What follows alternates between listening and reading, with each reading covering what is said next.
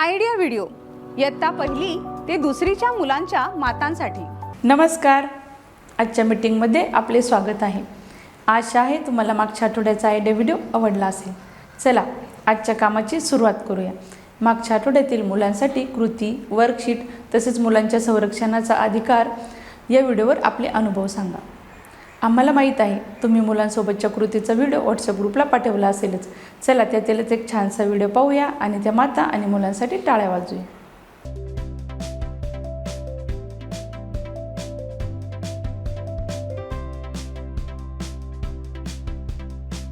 आता आपण पुढील कृती करू, जिचे नाव आहे करून पाहूया। सर्व माता हातामध्ये सुई व दोरा घेऊन एका रांगेत उभ्या राहतील। लीडर मातेने सूचना देताच सर्व मातांनी चालत चालत सुईमध्ये दोरा ओवायचा आहे। जी माता सुईमध्ये दोरा ओवून रेषेजवळ सर्वात आधी पोहोचेल ती माता विजयी असेल।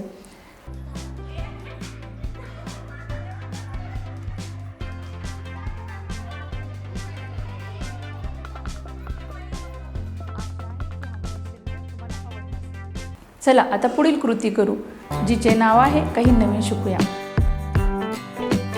भारतीय संविधानाने मुलांना मूलभूत अधिकार दिले आहेत। त्यामध्ये मुलांना शिक्षणाचा मूलभूत अधिकार मिळावा याची तरतूद केली आहे। चला तर मुलांचा शिक्षणाचा मूलभूत अधिकार काय आहे ते समजून घेऊया। शिक्षणाचे अधिकार।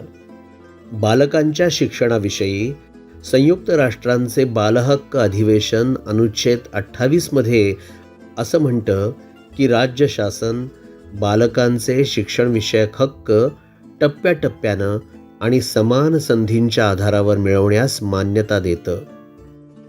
राष्ट्रीय शैक्षणिक धोरण 6.10 द्वारे ECCE आणि शालेय शिक्षण व्यवस्थेमध्ये अपंग मुलांचा समावेश आणि समान सहभाग सुनिश्चित करण्यासाठी प्राधान्य दिलं पाहिजे।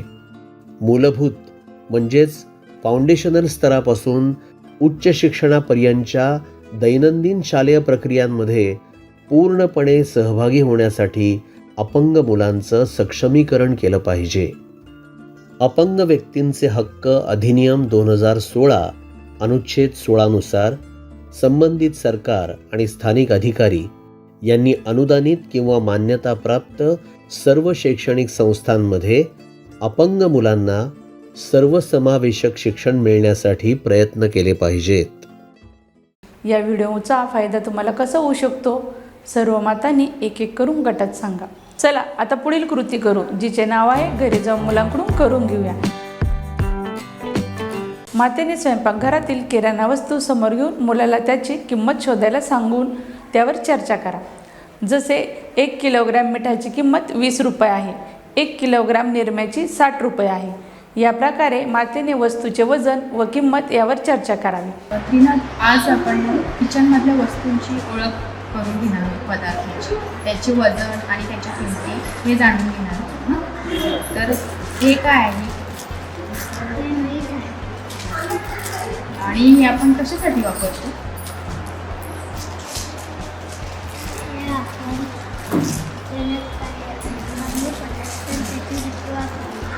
याचं वजन किती? याचं वजन आहे 500 ग्रॅम आणि किंमत आहे 16 रुपये। हे काय आहे? ही कॉफी आहे, त्याची किंमत किती आहे?